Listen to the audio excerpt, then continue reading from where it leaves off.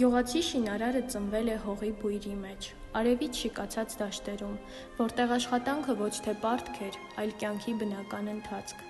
Նրա ձեռքերը կոշտ են, ճաքճքած, բայց յուրաքանչյուր քար, որ դնում է պատի վրա, պատմում է իր տան ճշմարիտ սիրո մասին։ Նրա խոսքը ճշմարիտ է, ինչ ասում է, անում է, ինչ անում է, հավատարիմ է իրեն ու իր երկրին։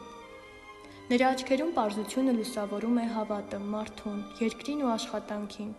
Ոչ ոք նրան չի դասում մեծերի շարքին, բայց գյուղը նրա վրա է հենված, լուռ ու ամուր, ինչպես այն պատերը, որ ինքը քարի նման դնում է միմյանց վրա։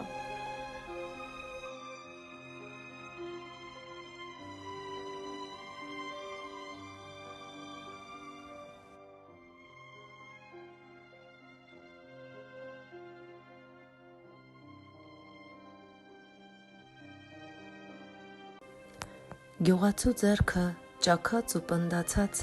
թաղված է տաշտի մեջ, թաց խմորը գրկում է մատը, կպչուն ու սառը, բայց ծանոթ։ Այդ մատը հողի, արևի ու քարի միջով անցած հիմա հունցում է կերակրի սիրտը։ Փռում կրակն է ոտսկլտում, հացը ծնվելու շեմին է, փռի շունչը տաք է, կրակը խաղողի թուշի պես բորբոքված և բերանը բացած սպասում է խմորին, որ բարձրանա ու ծնվի հացը ոսկեհեր, ինչպես արևը լեռների միջից։ Հացն այստեղ միայն ուտելիք չէ, հացը սրբություն է, տանջանք է արդյունք, ցորենի աղմուկի ու ջրի խոնավ շնչի միաձուլում, մատը, որ կպչում է խմորին, արդեն դառնում է նրա մի մասը, փոխանցելով հոգու պարզությունն ու կամքի ամրությունը։ Աշխատանքովդ, քրտինքովդ վաստակած հացը